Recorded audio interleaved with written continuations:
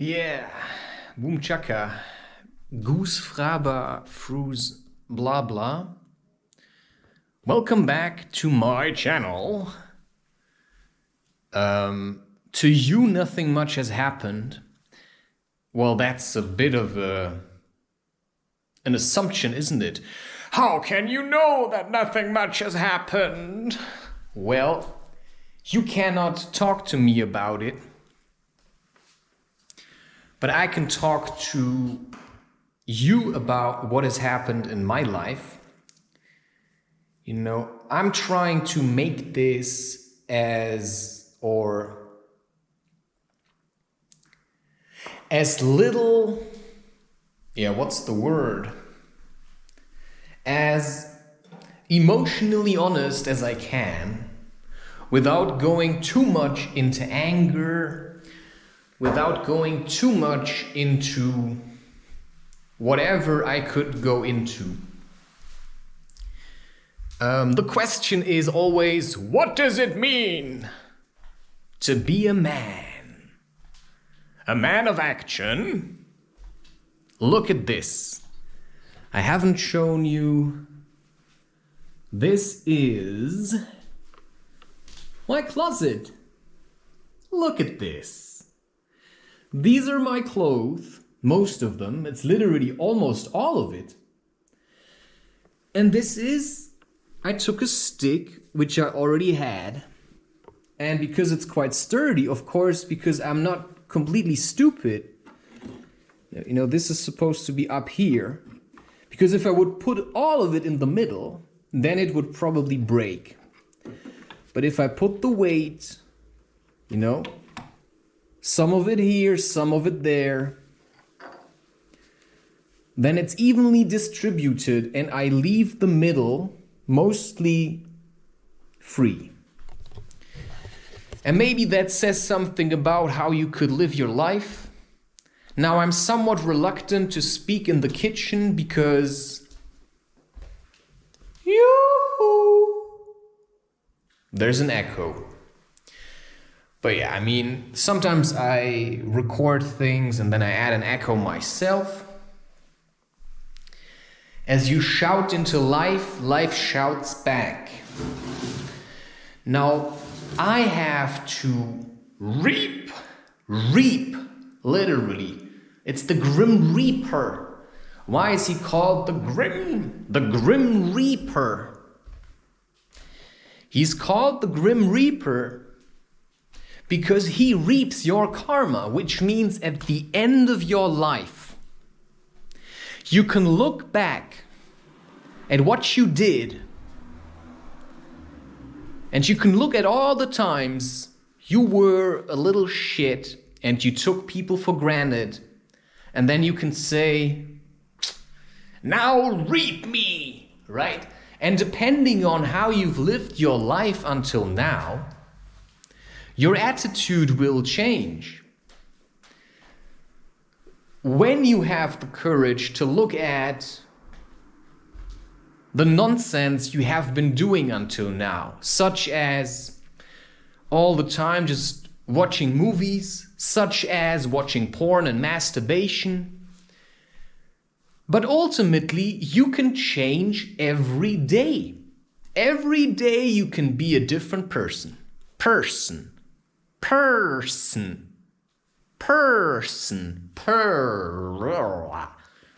What does that mean? Why does he do this? I don't know. I'm communicating my emotions through words, so I don't have to make sense. Because what I'm saying is, I put in the work, my friend. I worked on myself, on my emotions. I worked on the shame that I felt for having masturbated, for having watched porn, for having treated people like shit because I took them for granted, or because maybe they took me for granted, and at one point I just was so full of shit that I first had to work it out. And I worked it out. And I shouted and I screamed. And I told people to leave me the F the fuck alone. I told that to people. And then they got a little bit scared because suddenly Christopher was like, what are you doing? What are you saying? This is not my son. You know, it's like actually happened. Then I said, yeah, your son died. The idea you had of your son, this little kid that looks up to you and says, can you make me pancakes, mommy? Or, can you make me milk rice? Yeah, he doesn't exist anymore. You know, now you've got a full-grown shaman man that jumped into life. The life that you funded, by the way. And now he got strong, and now he says no at the top of his lungs. At the top of his lungs. Lungs.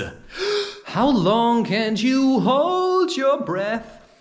How long can you hold your breath? You see, there's my singing voice. I'm reluctant to sing because I have the feeling that life is evil. And I don't want to fill it with love and happiness because, you know, life took my wife and sent her someone else so that I can contemplate and so that she can contemplate and think about how we were with each other. And so we can hopefully, right, come to the conclusion that we've been taking each other for granted.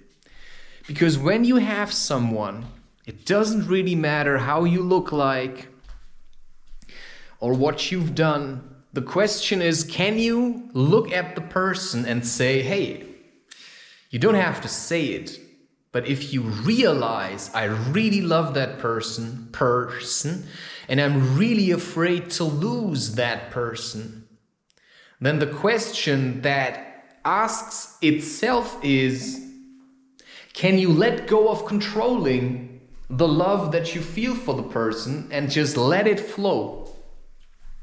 Now, the love that I feel for my wife is so strong that no matter what happens in my life, my focus is on her. And you want to tell me something about relationships? Well, I'm living the idea of free spirit, right? The spiritual thing where you say, yeah, you've been freed. Now what? Well, now what is fairly simple. Now what does it mean? I've been freed, I've been given a wife. My wife is doing other things somewhere else. You know, just accept it for what I've told you. You know, don't question it, don't look down on me, don't pity me, don't say blah, blah, blah. This woman is the love of my life, and I am hers. But physically, we are in different places, which means emotionally, we have to work hard to always get back to the place where we can say, I cannot help it.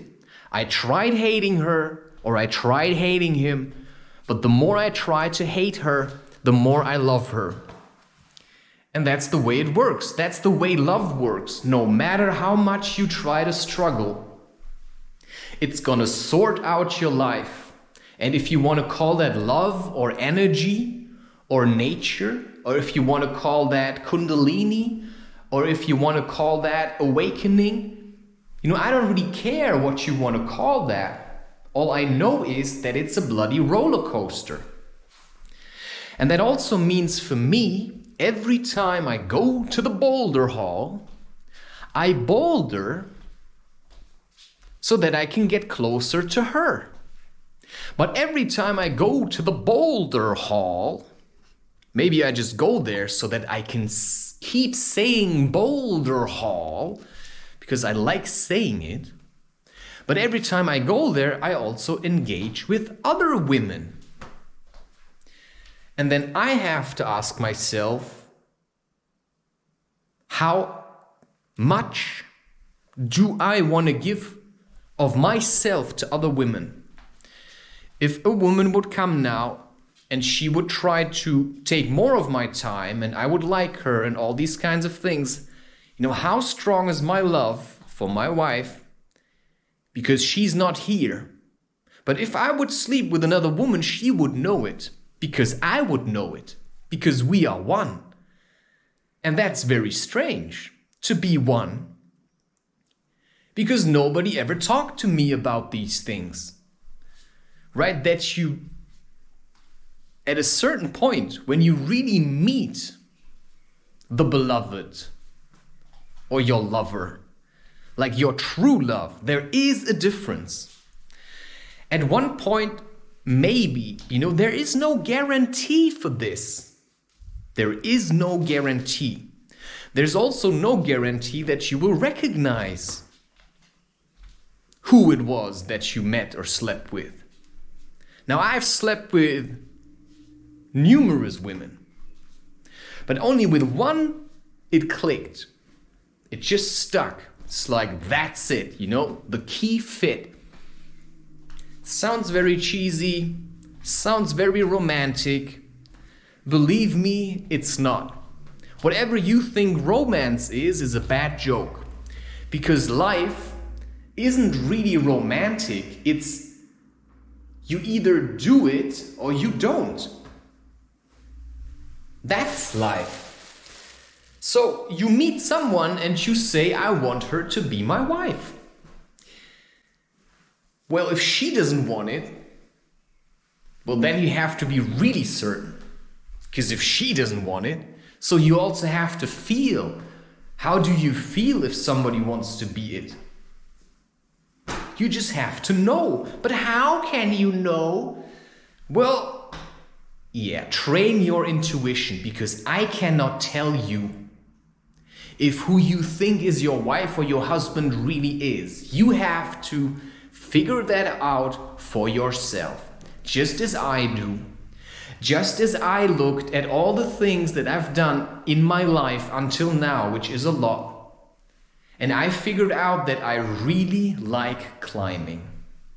I like going to the boulder hall, and I keep going there. And I'm willing to invest time to go there. I like cycling as a means to get there. I realized I actually like watching movies way less than I thought I did. It was just something that I did because everybody else does it all the time. And now I want to make milk rice.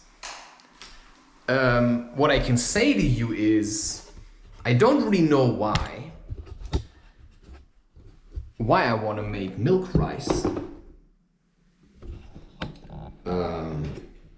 So I have soaked the rice so that I don't have to cook it too long, so that I can fully give in to my greed.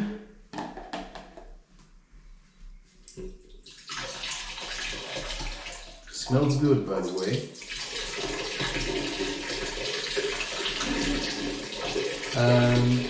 Normally I would probably keep the rice, the water. The reason I don't is very simple. I've been informed that rice has some kind of toxins. And so if I soak it and then I put that away, I also do it for a very specific reason, which is I believe that if I do it in this way, I really have to be more careful with these things. Sometimes, you know, I see how people, including myself, treat these electronics, and it's so disrespectful to the work that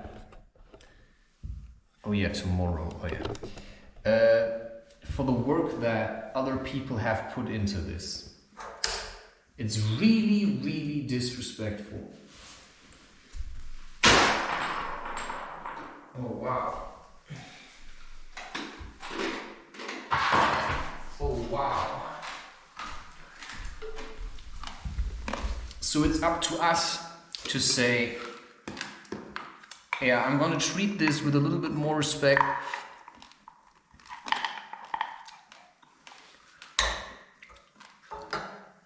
So I just came back from a couple of hours of bouldering, which also feels good to say it, you know. I managed. I'm actually not sure if I did anything new today, but I worked on the ones I already did.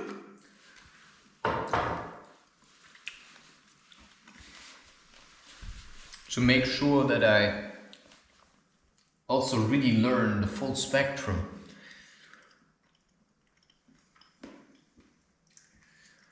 Now, for some reason, I want to make something sweet now.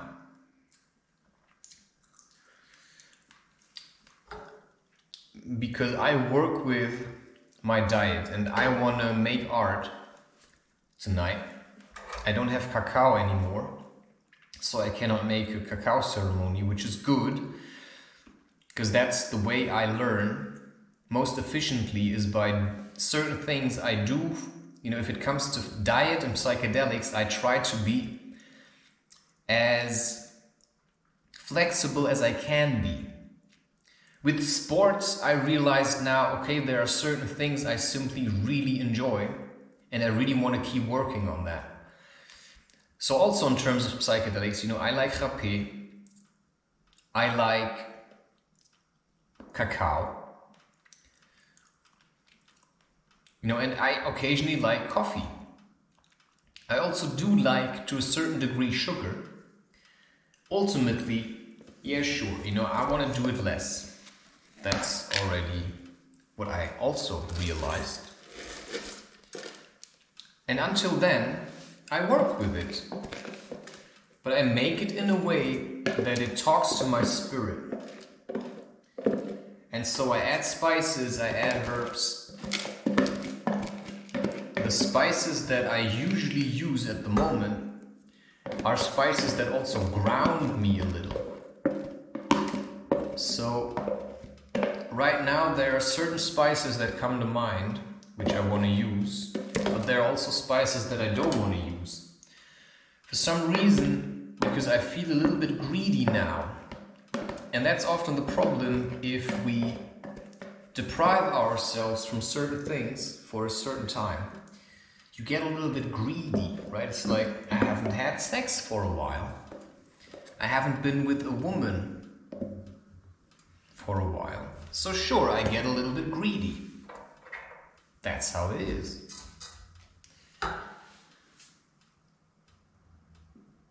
And so I have to work with that, right? Now, if I make this pot, I can most certainly say to you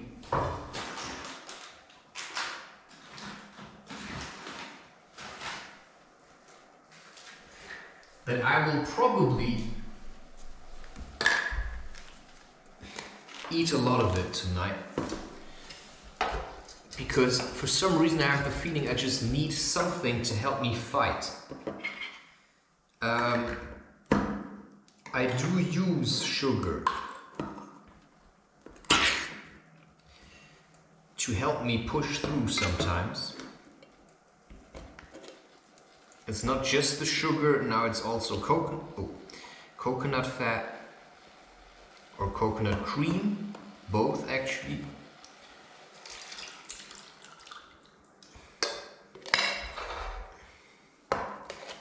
And so when I get back, right, you know, I'm just telling you how my mind works. I could put in a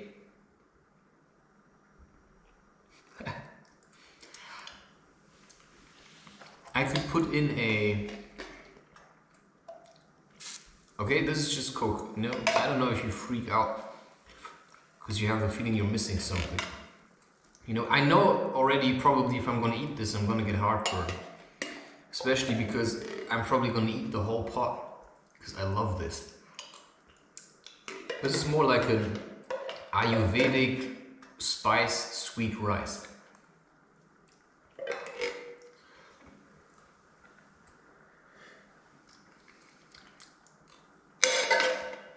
I make now because my feeling was telling me I think you could need this. All right.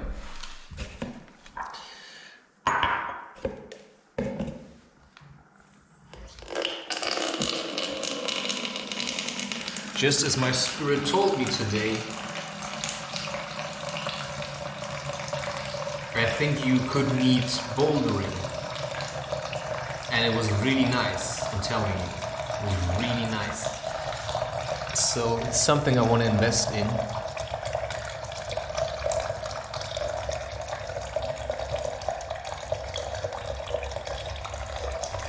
Yeah, my water filter, fresh spring water, if you will.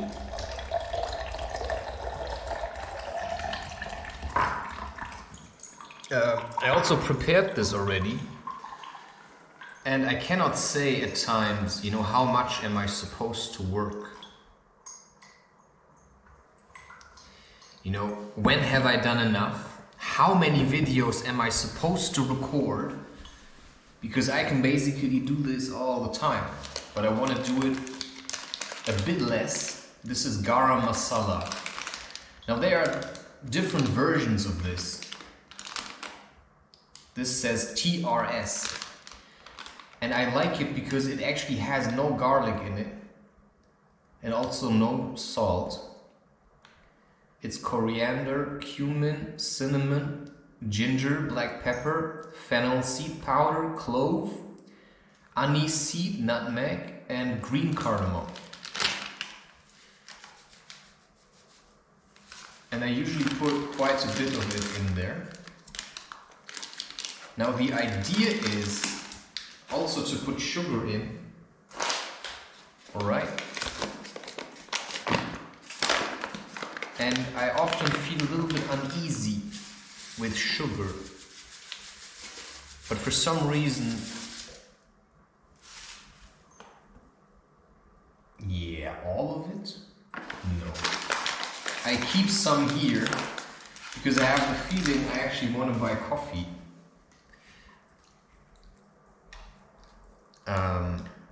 From the Turkish shop, and I like drinking that once in a while with sugar and cardamom. But yeah, if you buy the one that I'm gonna buy at the Turkish shop, it already has cardamom in it. Now, this is how I work with my diet, right? I have a feeling I want to do something, and when I focus on doing it, just now I feel like I want to do more art work, because I don't know what kind of art is going to appear, right? It's a mystery to me until I've made it. It's really a mystery to me. I have my own style, but you can also get stuck in your style, right? So for me, I sometimes cling and I use my diet to push me over the hill, right? Just as I use the tea that I drink, the black tea stuff.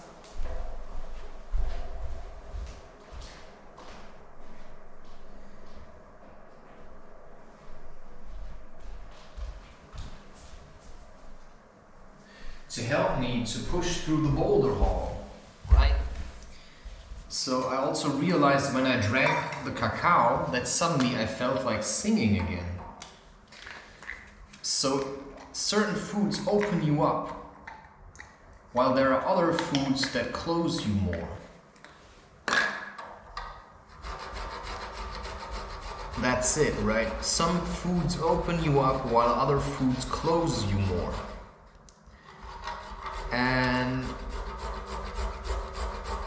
right, some people, they are okay with being the right-hand man, but that's not for me, right?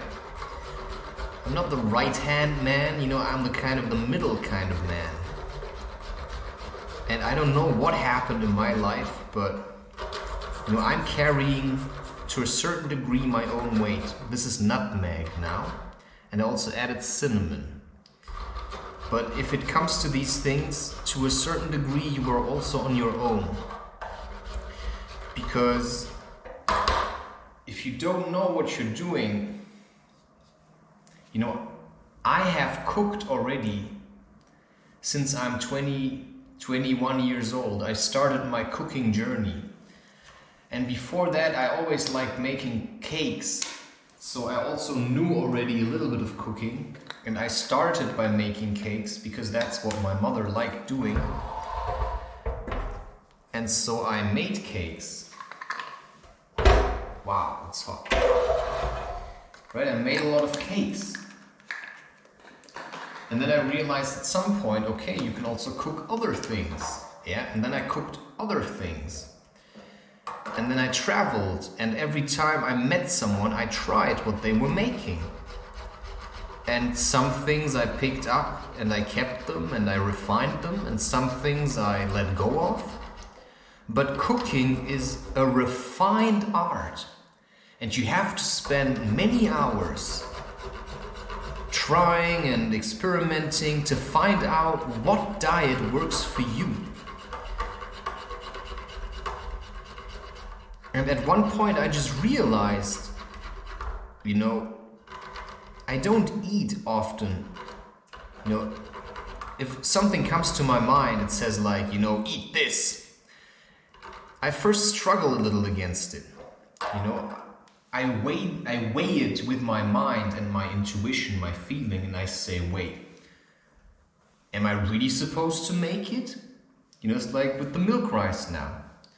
I needed to build this up a little until I got to the point where I could make it. So I also felt like I want to soak the right rice first. And so I did. And so I didn't just make it and then stuff myself. No, you could say I earned it. Because now I come from a whole day of climbing. And so the rice can help me, give me energy. Also with the sugar, sugar isn't just bad if you know how to use it. It's just bad if you eat it all the time. Yeah, but sometimes there are times, especially people who masturbate a lot, usually also eat a lot of sugar. Because you waste your energy and then you take it back. And that's also how it is with me. Because even though I do post images that say, you know, #NoFap, why do I do this? Because I see it simply as an inspiration for people that have a problem with masturbation. But sometimes it's like if I feel like I'm holding on, I'm clinging, and there's too much energy in my system and I don't manage to get rid of it, then you know, that's the one thing I can say. I stopped watching porn. So what I did is, you know, then I just let go of some of this tension. And then suddenly I feel like, oh wow, now I can go to the boulder hall. So I cannot really say that masturbation is just something bad. I can say that it's a method. It's a method that I can slowly but surely replace. And until then, you know, I'll see, right? It's like, all right.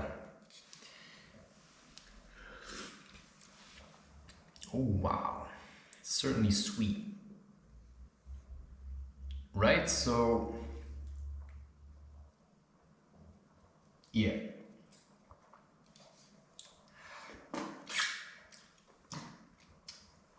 You know, that's how I like doing things.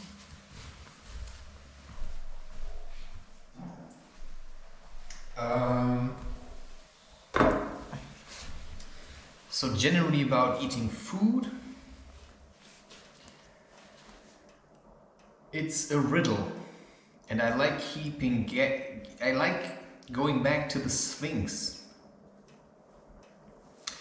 It's a riddle. Everything in your life is a riddle. And it's your job to solve it. Now, because the rice has soaked already for quite some time, all I have to do now is what? I just put it in, I bring it to a boil, and then I turn off the heat, and I just let it soak. That's a fairly simple method of cooking rice. You know, in Asia they use rice steamers, But that's also a method, right? You take, let's say you have basmati rice. Because the parboiled rice, forget it, it's terrible. But if you have something like basmati rice or jasmine rice, you know, you take a cup, any cup, you know, this could be a cup, this could be a cup, right? So if you feel like eating rice, you know, you could make a bit more and then that's it. But anyway, so you take 1 cup of rice, you rinse it, you put it into the pot, and then you take 2 cups of the same size of water. So basically anything can be a cup. You know, this could be your cup, but that would give you a lot of rice. So, right, if you take like 200 milliliter cups or something, maybe that's like 1 portion of rice. And so you take 1 cup of rice and 2 cups of water, and then you put it in a pot, you bring it to a boil on, yeah, maybe like a bit more than medium heat, just more than medium heat, you know, 3/4 of the heat that your stove can do. And once it's boiling, you lower it to, let's say, 20% of maximum heat. And then you let it simmer and you don't stir the rice, you keep the lid on. You don't take the lid off. Yeah, you don't take the lid off and you don't stir the rice, which means the rice will soak. And then it becomes nice and fluffy. And then you can basically, you can look through the lid also. If you see the rice, you know, it's still like water coming out, you just leave it on 20% of maximum heat. Yeah, or 10%, doesn't really matter. It's just that it still keeps like a bit boiling. And then at one point you just turn it off. And then it keeps soaking and it's nice and fluffy. And that's something you can do, right? You set it up. And while your rice is soaking and doing this kind of thing, you start cutting onions. That means when you're done with your vegetables, right, you can also make a nice sauce with onions, maybe bell peppers or aubergines, and then you add peanut butter. Or maybe almond butter, right? Depending on what you like. I like peanut butter. And it seems to agree with my body. Some people cannot handle peanut butter. But also, if I eat peanut butter, I fart a lot. You know, I still like it. You know, I like it. I also cannot say that I really hate my farts. Sometimes it's a little bit annoying.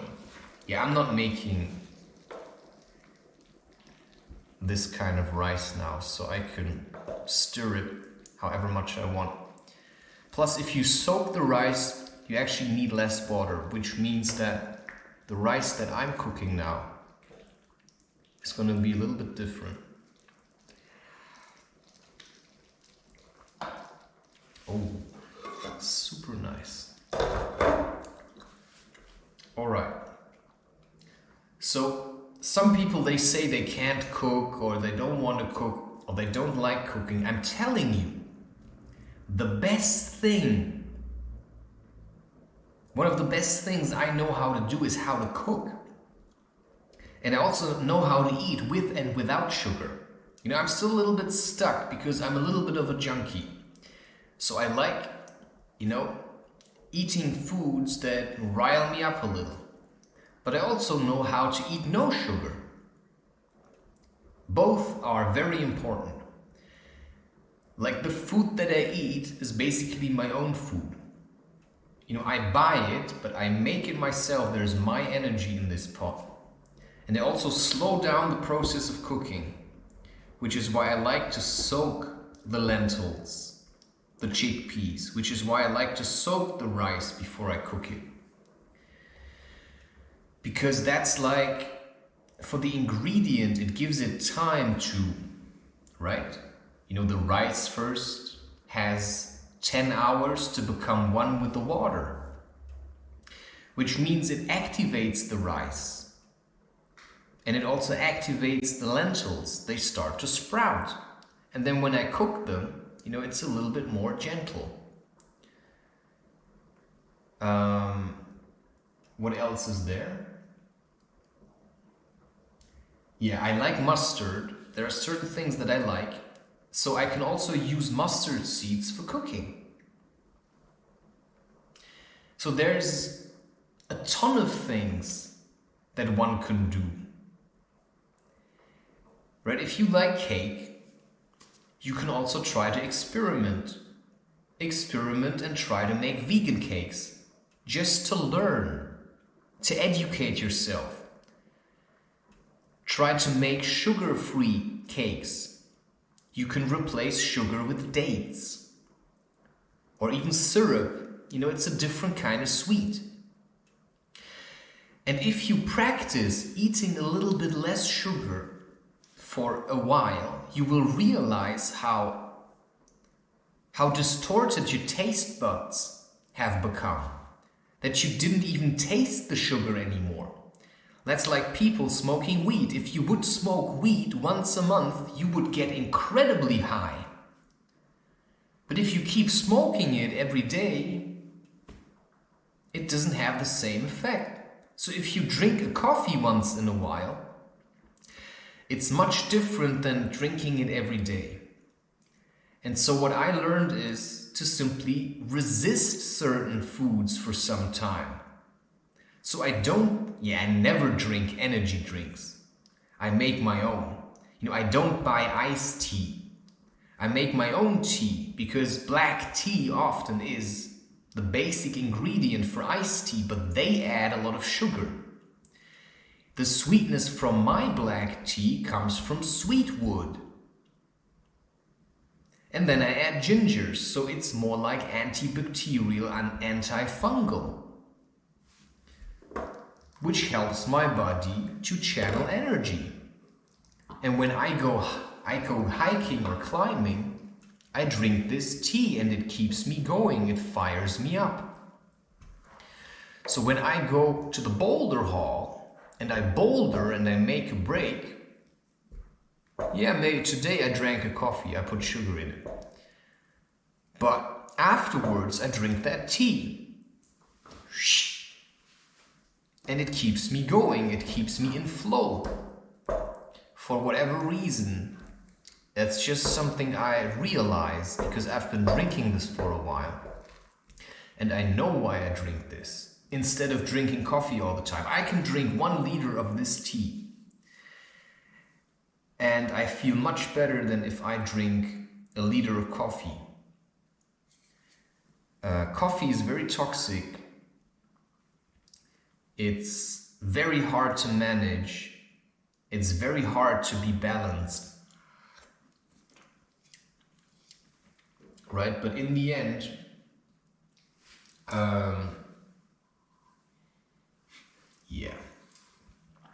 you're self-responsible. So if you think, I'm just going to keep drinking coffee, you know, the least thing you can do is pay attention and try to, for example, simply not drink coffee for 1 week.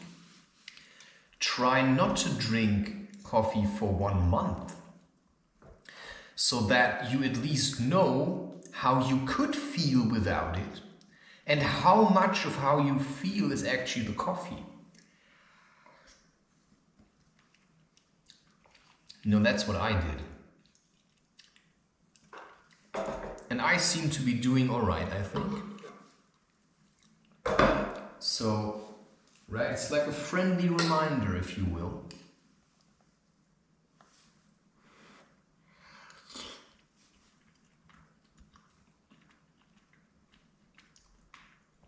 That it's a fun and challenging way. It's not just fun, but it's a challenging way to work with yourself. Okay, how is my diet until now? You know, why do I watch the videos of a guy that calls himself the Barbarian Lunatic. Because apparently there is something missing in your life, and I'm telling you, do something about it. You have to look at all the things that you feel are a little bit weird. Maybe you cannot even phrase it, but if you feel disgusted by eating meat, then stop. Or get it from somebody who butchers their own meat. Or, I don't know, learn how to go hunting, or just say, I'm gonna stop eating meat. You know, I cannot say I'm not fully vegan.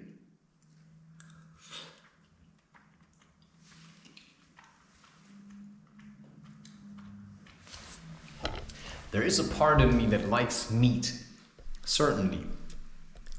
But probably the only meat I would like to eat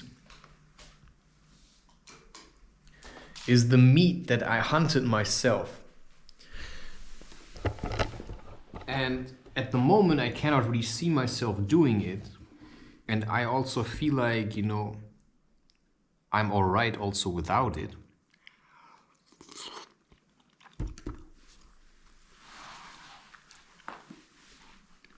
Yeah, I mean, that's it, right?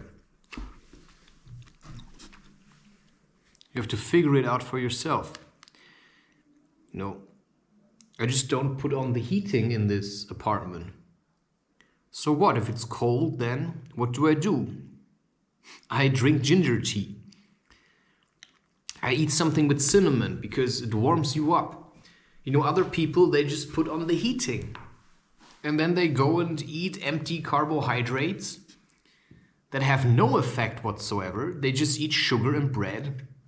Yeah, no wonder you feel cold, man. It's a miracle that you can even get up out of bed. Because you're completely dependent on food. I mean, that you don't have the fridge right next to your bed is already a miracle. Yes, so you can maybe tap yourself on the shoulder for that. You know, I just learned how to fast. So today, you know, I use an irrigator before I leave because I know I'm going bouldering. And while I'm bouldering, I don't want to be concerned with going shitting. So I use an irrigator, I flush my colon, I prepare a batch of tea, 1 liter, yeah, and then I go and I cycle to the boulder hall. And then for me it's alright, you know, I can drink a coffee there if I want to.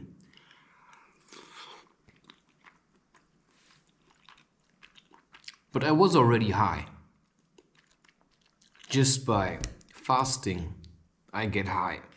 You know, I'm high all the time.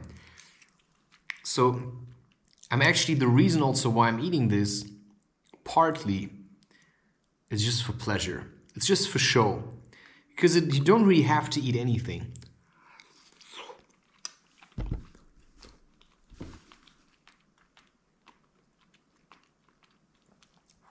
I eat because I like eating. And because everybody eats. I don't know what fell down now. I think something agrees. So I show people it's okay to eat. Just watch what you're eating. Because if I eat sugar every day, you become sugar's bitch. And then sugar will have power over you. And that's the same thing I realized with psychedelics. If I start doing rapé takes hold of you. Rapé literally claims you. Right? I've been listening, I actually started reading the books from Carlos Castaneda. And I like it also.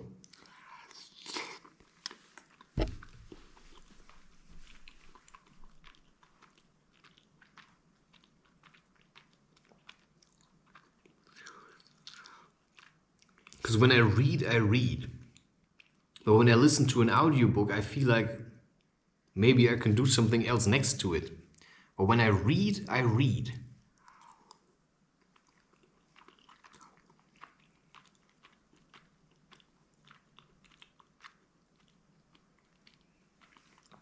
So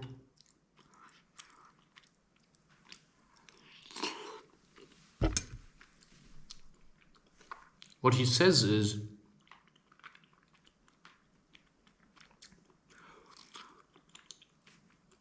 that when you take a plant, you know, this plant may like you, and then it's trying to get you to take it more often.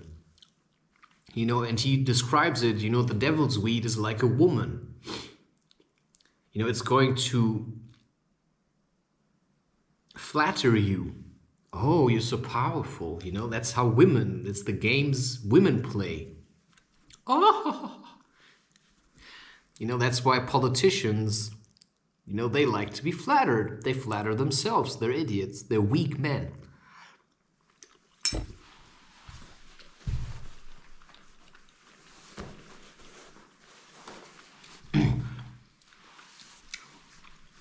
And when I start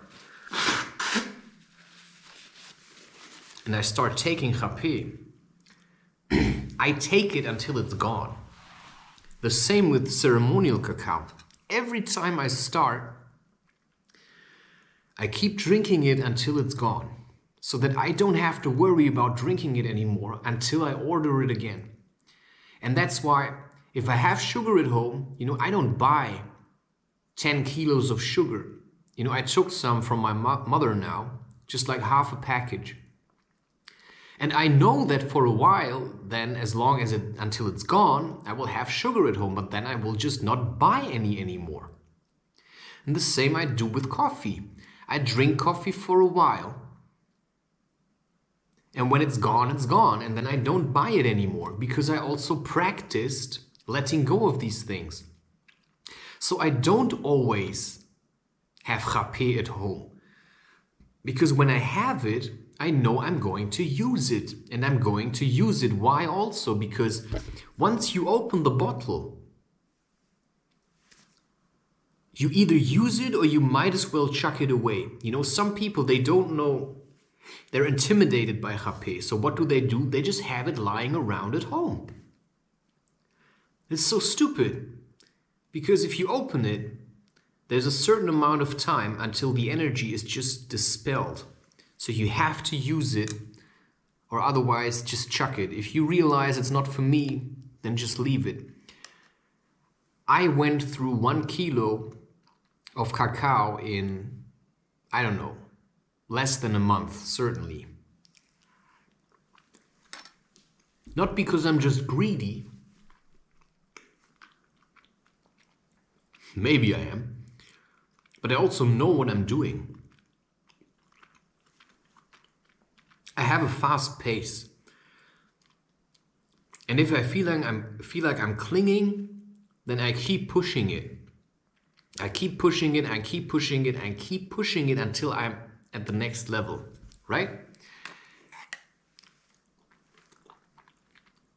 Other people, they buy ceremonial cacao, and then they drink maybe 1 cup each day. But then you're gonna be stuck. Because how I do it is, for 2, 3 to 4 weeks, I work really intensely with ceremonial cacao. And then the effects is also stronger, but if you keep drinking it, right? I think cacao is female. And I have the feeling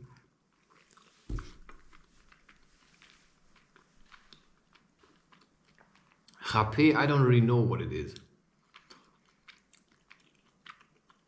I don't know, is it male, is it female? It seems male.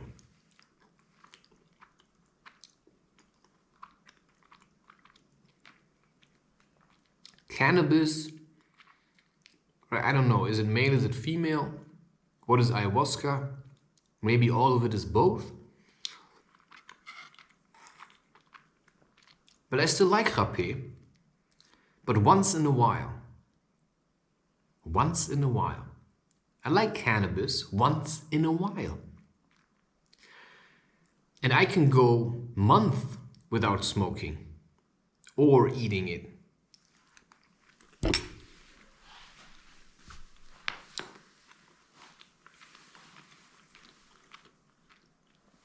And it's important to also learn to hold your own weight. You smoke, and then you feel like, oh, now I feel good. Bam, that's what I work with. Oh, that's how I can feel? How can I feel like this by myself? Why do I have to smoke to feel like this? Why don't I feel like this naturally? Ah, because maybe my diet is making me so stuffed and full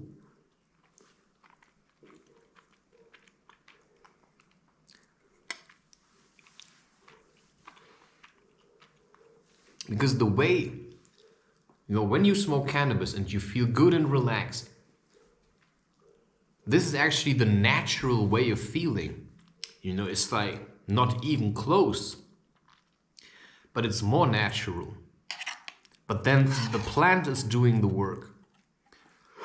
But if you keep relying on it, you either grow with it, and the message is, don't take me for granted. If you take your wife for granted, she's going to sleep with another man. Or she's going to say, hey, right? It's like men say, when they start getting weak, then their wife comes and starts nagging on them. That's a good wife.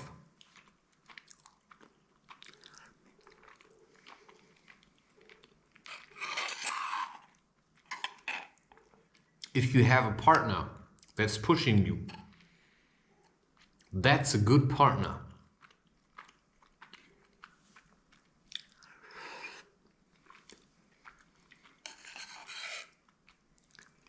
But for that, you have to pay attention.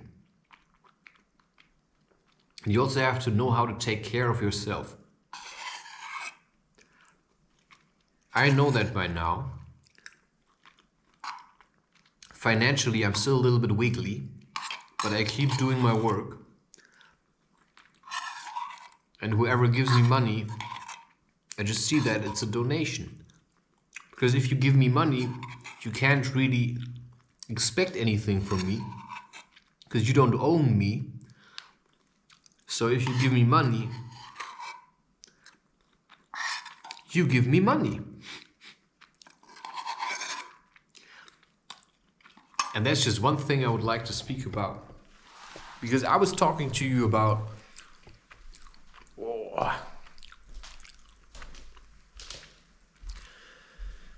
Now I'm getting a little bit silly already. About the Boulder Hall and how I was musing with the idea of working there. And I also spoke to you about how there are reasons why I don't want this.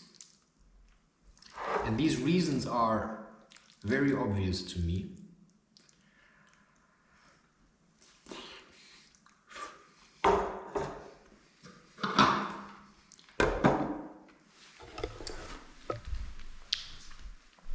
But it's also a very big challenge. Because in the meantime, I have to accept that my parents are paying my apartment. But that's all my problem. So you don't have to judge me for that. You don't have to feel jealous or anything. That's what I have to deal with. You focus on your own problems. But yeah, I always say, if you feel like sending me money, send it to me. But don't expect that you can... you contribute to me making content. That's all there is to it. You give money because you have money and you want to give back because you feel like I gave you something or I give you something. I know that I'm going to use the money for something good that I find good. But, don't give me money and then send me ideas what I could do with it. Right? It's like, I have to choose.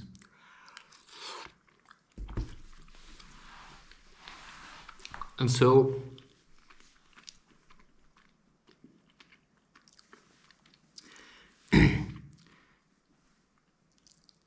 because today I spoke to someone and I realized again why I like going to the Boulder Hall as a private person. Because I spoke to people who worked there, and now let's get this through.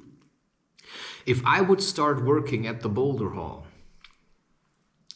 people would start to conspire against me, and I can tell you why. Because I'm a strong man.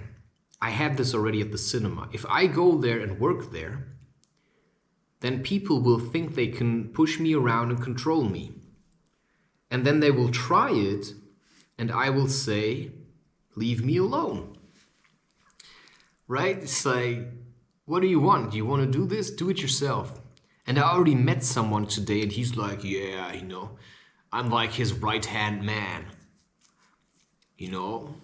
That's how he walks through there, like he's owning the place. What does that mean for me? If I would work there, he would try to piss on me. And if I wouldn't allow this, then the boss would come and say, hey, what are you doing? Yeah. And then everybody would start looking at me and like, you want this job or not? And then I would say, hell no. And because I know it would happen like this, I go there as a customer. And I'm in a completely different position. Because while he's walking around there, like he owns the place, I come there as a customer, and when I say, hey, come here for a second, he has to come. Because I'm the customer, right? It's like, actually, I'm above you because the customer is actually king, because I bring the money there. You don't want to piss me off. Because I also, you know, I'm friendly, I'm lively, I make people happy. And I even pay for that. And so I'm just avoiding all of this nonsense. So yeah, sure. In certain circumstances, you can pay freedom, or you can buy freedom with money. But only if you have freedom already. You know, I give them 11 euros so that I can be there the whole day in Boulder. That's insane. And I can talk to people, right? I can even work there. There's even internet. I mean, it's the best place in the world. I can just stay every day there if I feel like it. For 11 euros.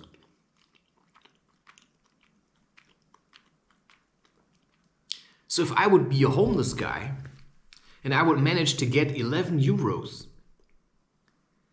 and then somehow I probably would have to manage to also shower, right? You know, I could go to the Boulder Hall, just manage to somehow look presentable, and then start bouldering there. And if I would get 65 euros, I could buy a monthly ticket. And then I can go there, boulder, and even shower. Now the only problem would probably be clothes. Because if you don't wash your clothes for a while, they're gonna smell a little rancid.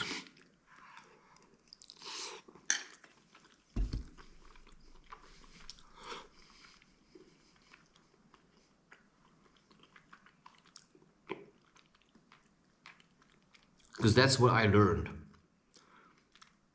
You have to look presentable. If you stink, you know, sweat is all right. But if your sweat smells really bad, it also says something about your diet. Right?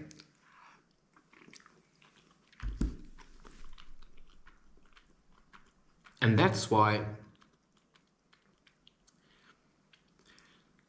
sure, you could wash your clothes somewhere in a stream. But what are you gonna do in winter? Yeah. Plus, if you come to the boulder hall in winter as a homeless person, you have to make sure that you don't just fall asleep. I mean, you have to stay active. When I'm there, I don't sleep. I'm awake and I'm active. And I do something in the community. I talk to people, I do my own thing, I boulder, I jump around. If I would start sleeping there, people would say, doesn't he have a home? It's just this kind of thing in society. So if you come there as a homeless guy that just collects bottles and manages, maybe through begging, to get 65 euros per month, sure, you could then go there and buy a monthly ticket. And then you can basically go every day to the boulder hall and boulder. But if you would go there every day and just slouch off, well, then you're not really contributing to the boulder hall as a place where people go to grow on the boulder hall. So when you go to the boulder hall, you go there to grow. Also as a spiritual being. Because everything always is interconnected. And that's where I say, so if a homeless guy would save all the money he has and then go to the boulder hall the way he is, he would probably first have to stop drinking alcohol. And then he would have to prepare himself. He would have to look presentable. He would have to face his feelings of, I'm a piece of shit and I deserve to sleep in the gutter. And he probably would have to still have a place, where he can at least shower. Sure, it's possible. Nobody's forcing you to drink alcohol. You drink alcohol because you gave up on yourself.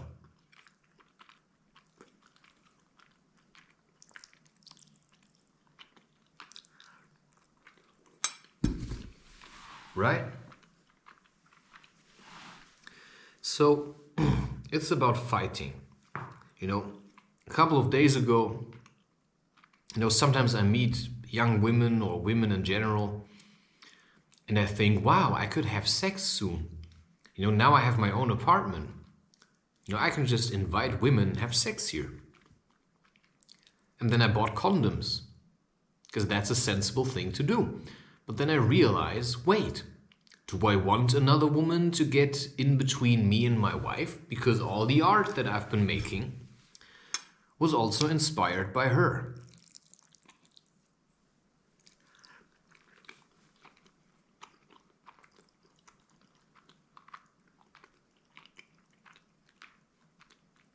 And that's the crazy part, because all the things that I like to do, when I keep doing them, I always feel like she's right next to me. But if I do other things,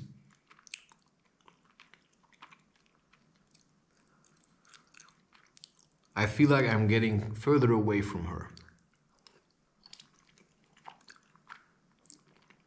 And that's the illusion that some people have. They feel separate. They feel like they're alone.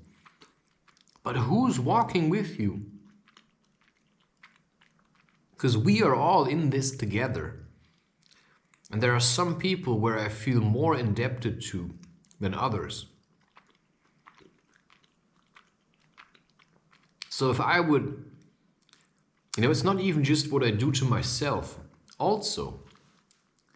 But if I would just sleep with women now, what would it mean for me and for her?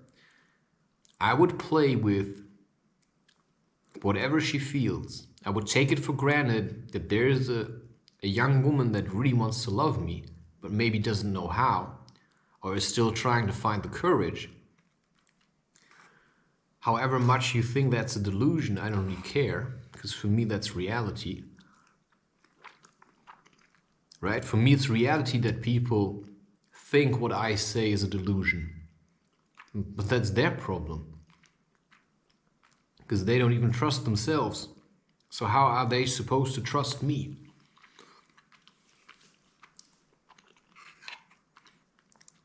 Because what does trust means? What does trust mean? You just have nothing.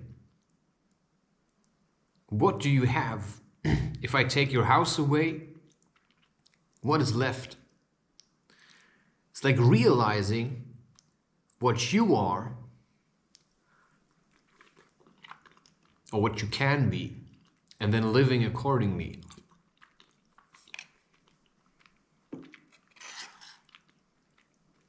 And there is more to life than paying bills. Maybe we pay karmic bills, I don't know.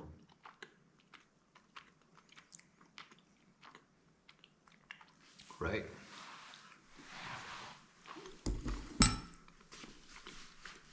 So what I do is, I work, and I also have to pay attention to boundaries.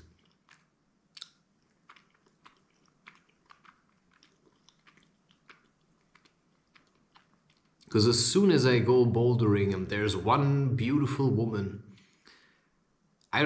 sometimes I don't even care how old she might be.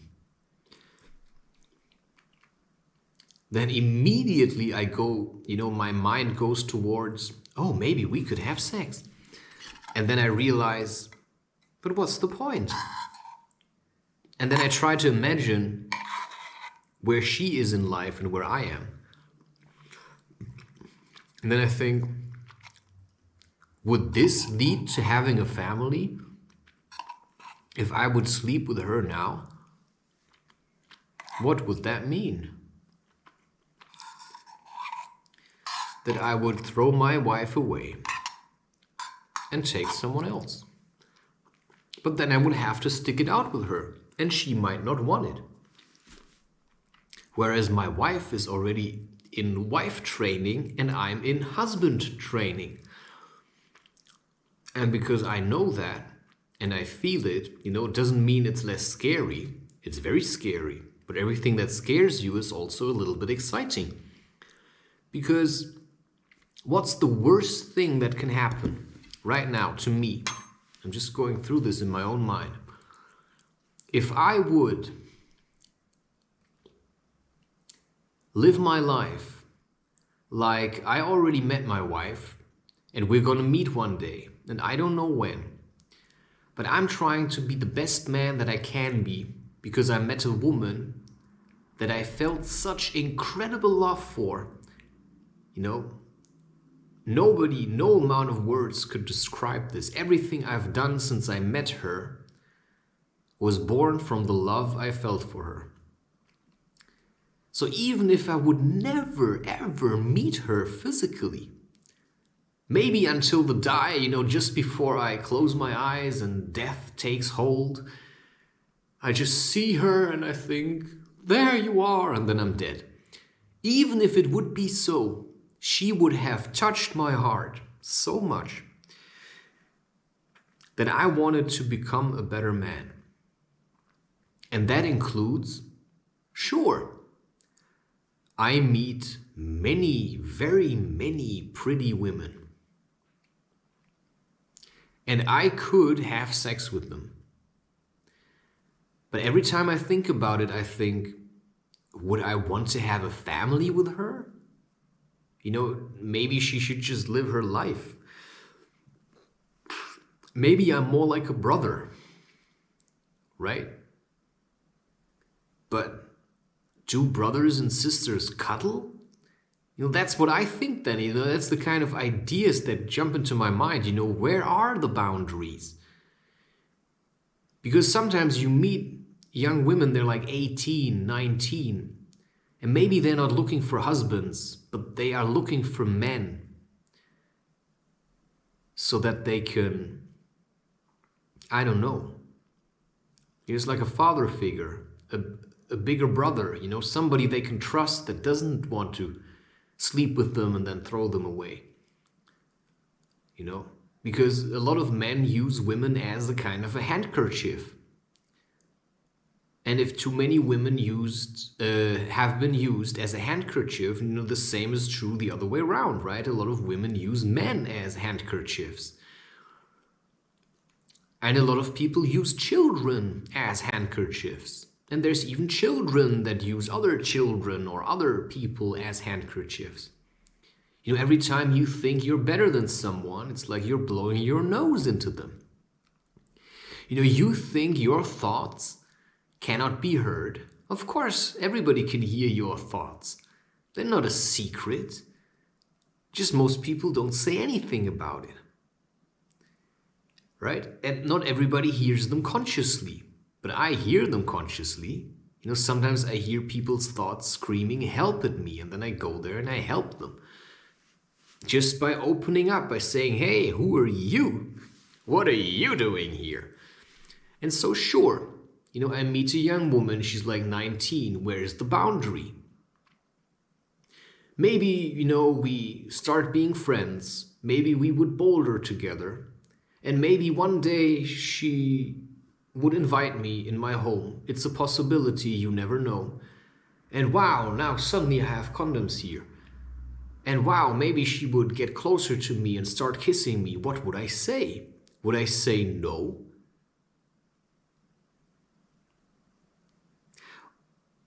Or would I say, let go? And what does letting go then mean? What does letting go mean? That's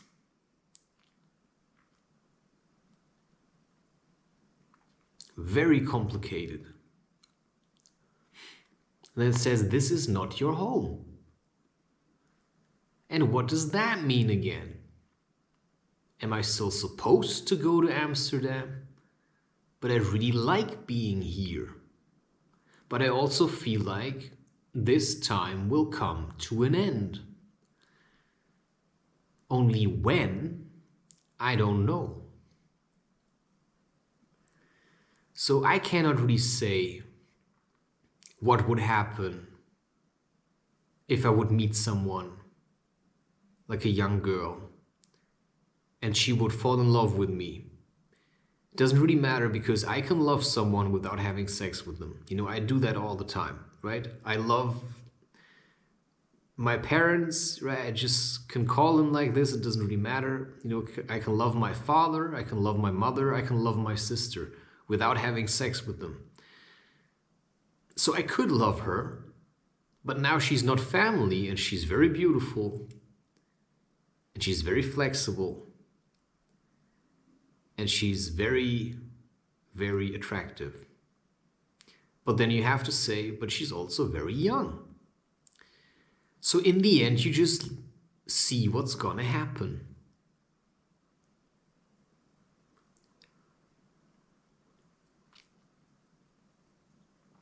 Right? Because I can live my life like I have a wife. But it's more the idea I have of a wife. If I project it too much onto one person, then I sometimes miss out on opening up to other people. Because I cannot say if you really are supposed to live a monogamous life. What is jealousy? Why are we jealous? Should we just have sex with anybody? Right? I don't know what other people are doing. I don't know what she does. Whoever she is, the idea I have of someone. Maybe she does feel more like a brother towards me. I can't say that. There are all kinds of things. But what I've learned is that usually things that are true and honest, they will find a way. And at this point, I am living my life as truthfully as I can. So if I feel like I really want to eat sugar or drink a coffee, I'll do that. I really want to boulder, so I go and boulder.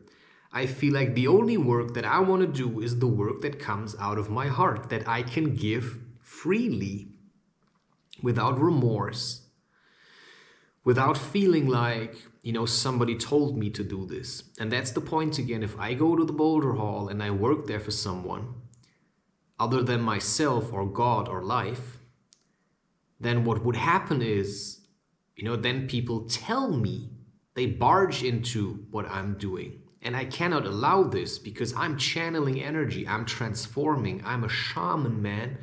I'm a modern day shaman. You don't tell a shaman what to do. No, you shit your pants when you meet him. And that's what people do. They shit their pants because I'm not playing their games. I see their games. And that makes them feel a little bit like, oh, what the fuck is wrong with that guy? Yeah.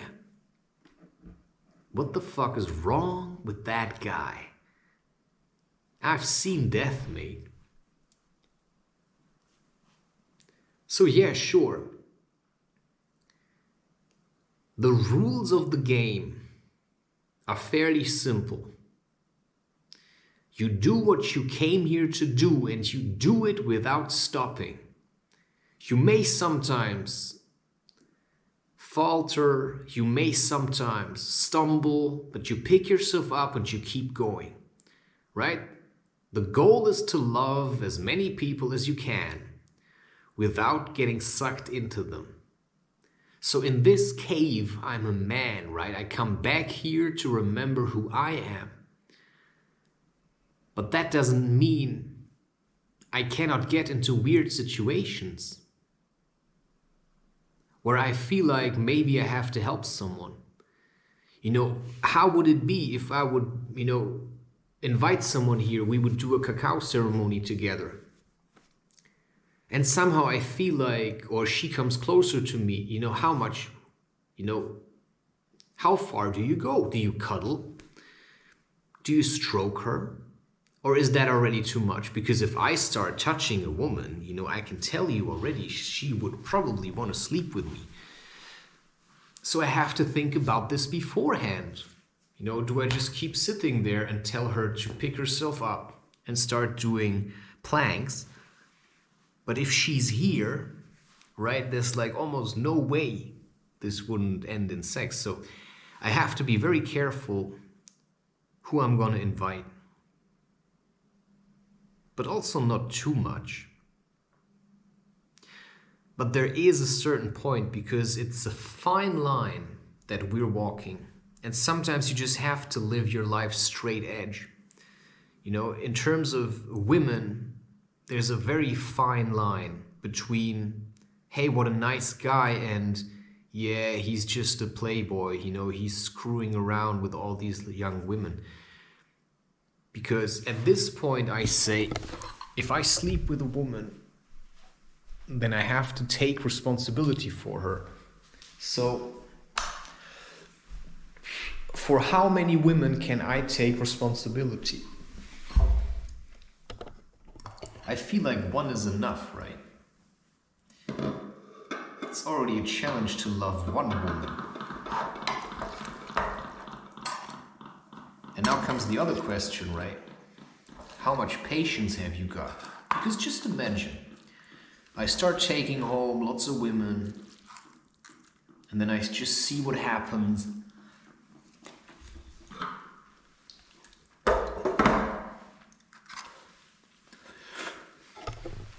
It's this kind of spiritual, like, oh yeah, just see what happens. And then what happens?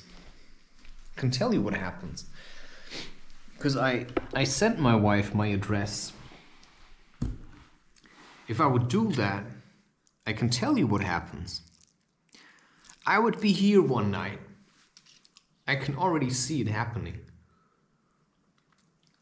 And then my doorbell would ring. And I would answer because I have this weird phone thing. And she would be on there. And I would have a woman in here. And then she would demand that I let her in. And then what do?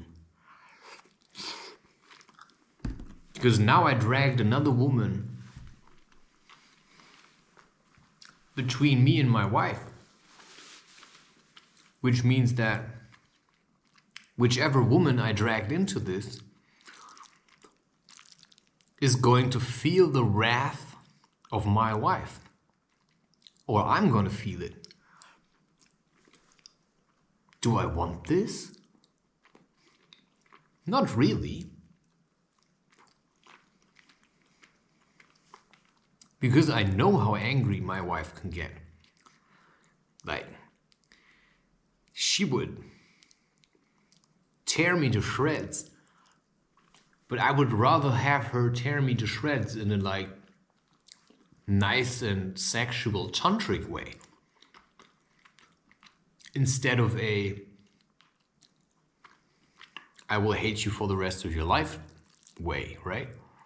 I mean, she's a lioness. Right? So, you know, if you meet a woman, you really have to watch out. And that's why she, in a way, sorts me out. From a distance. I don't know how she does that. But every time I think about having sex with someone, it never happens. But also because sometimes I'm just playing a little, right? How far can I go? And it never comes to it.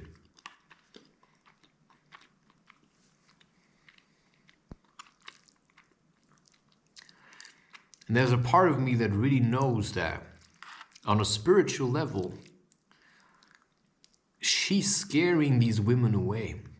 Sometimes I have the feeling that a woman is speaking, like my wife is even speaking through me sometimes. Yeah, I mean, these things are strange, I'm telling you. There's no rational way. It's just a feeling that you have, and the feeling is real. But now you have had the feeling, it might drive you insane to accept that it is like this. Wait, did I just hear somebody who's like hundreds of kilometers away? You know, like a cry for help, like the soul? How am I supposed to help them? Well, I don't know, you light a candle for them. You just send them affection and love.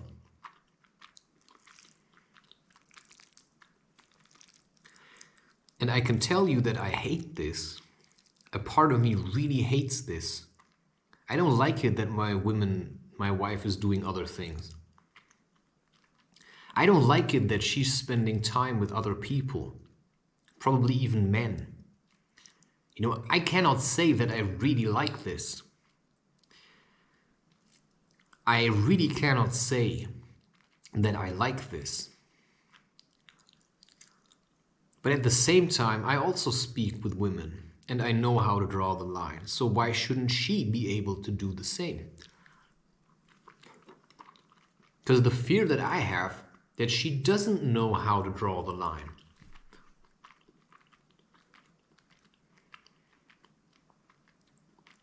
Which would mean, because I actually do not cuddle with other women. I barely even touch anyone.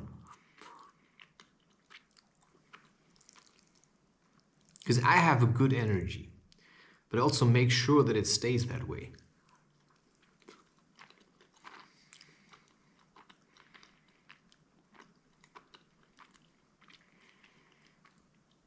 So yeah.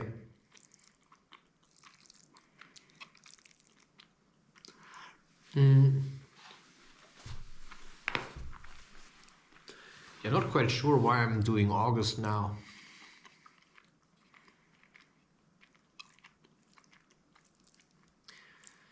I'm not quite sure.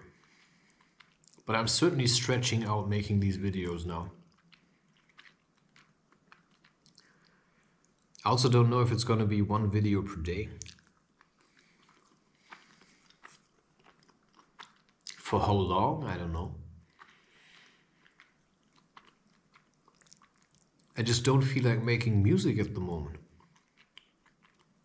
Not really, because something's missing. It's not the place. I really mean that. I don't feel like singing here.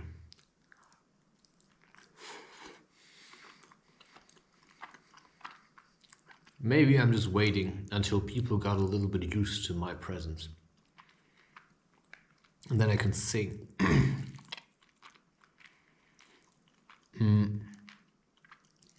Anyway. So, right, I really love my wife. But jealousy does exist. I know that she spends time with other men.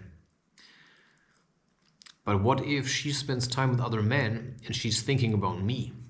What if her heart is longing for me all the time? And maybe sometimes she speaks with other men because it's unbearable to miss me or to love me from a distance. She just wants me to be a little bit close, and then she just talks to other men.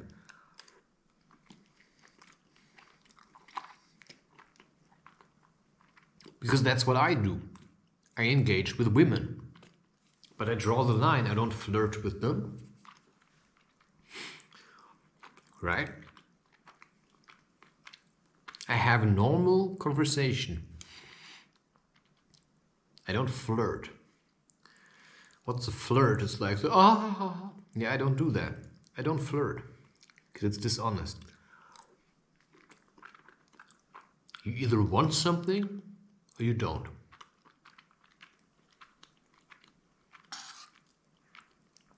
Flirting is hot and cold.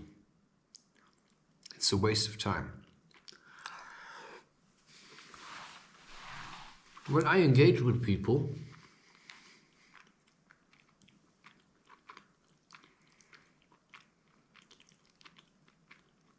anyway,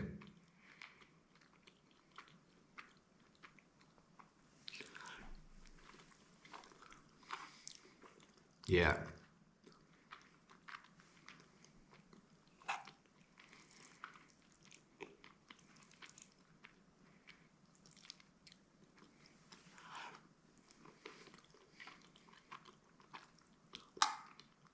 It's a bit like healthy cake, right? Not, I don't know, healthy, but if you feel like you feel a little bit empty and unloved, I think this can help you. It might not help right away, but just over some time. And it also doesn't do all the work for you. But if you want to push through and live an active life, and you're in a really bad place, maybe you go for a hike first, right? You go hiking for 3 to 4 hours, or whatever is a challenge to you, and when you come back, you eat this. Maybe prepare it before the hike, and then you come home and you just eat it. It would work quite well like that.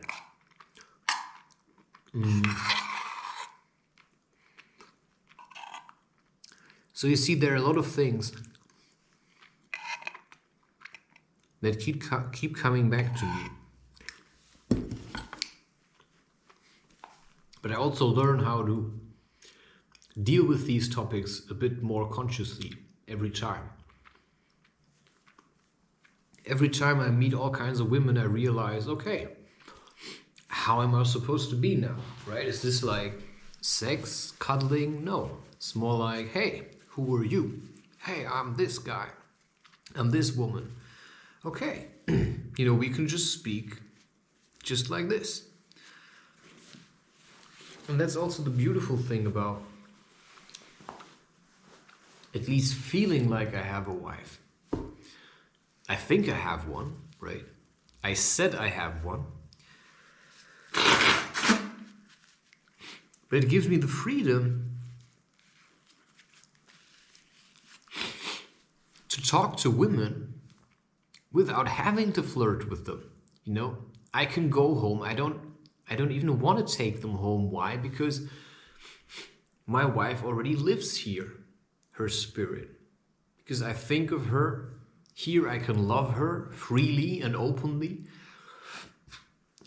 And even that may sound weird, but that's the truth. Because I really love her more than anyone. And all I can say is that that's how it is. At one point I said, no more casual. It's like, right? I'm gonna make a choice, right? You pick a woman and then you love her.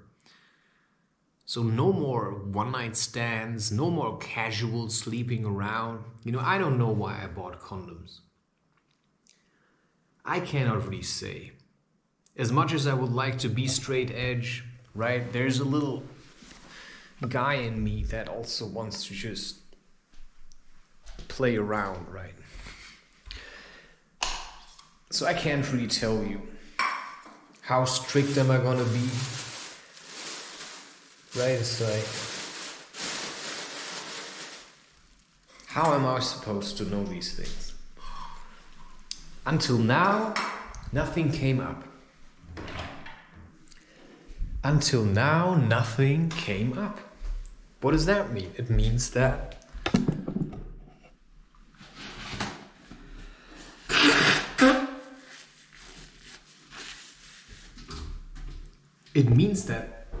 I'm not pushing women to come here. But if a woman would really like to come, she could come. If a woman would really like to come to this place, then she could do so. But until now, none of them accepted the challenge. So I'm not really stuck on one woman. What I'm doing is, I'm just waiting for a woman that accepts the challenge of loving me.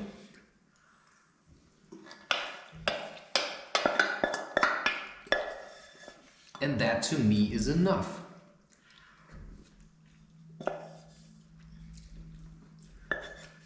So I also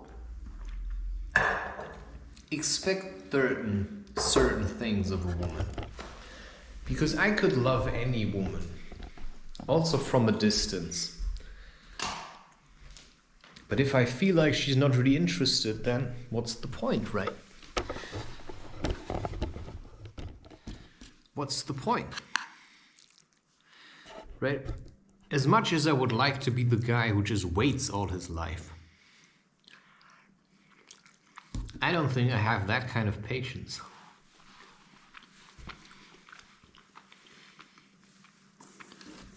Because I'm also here to live. So yeah, if I find myself in a situation where I meet someone and we like each other and we're gonna spend more time with each other and I'm gonna invite her here and cook for her, you know, that's it. That's also what I said.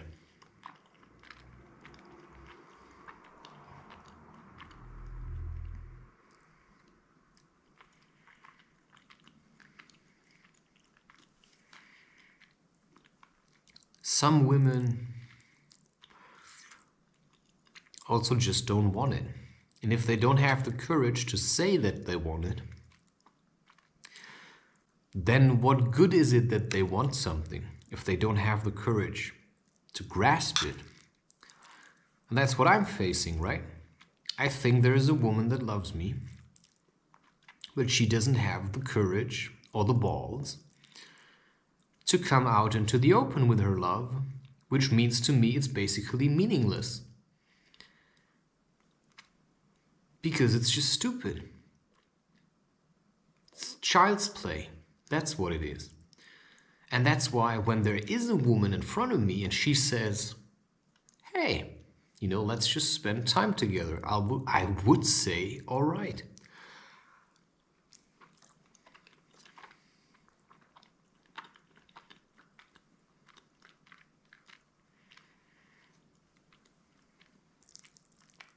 Right? It's like, it's hard to say.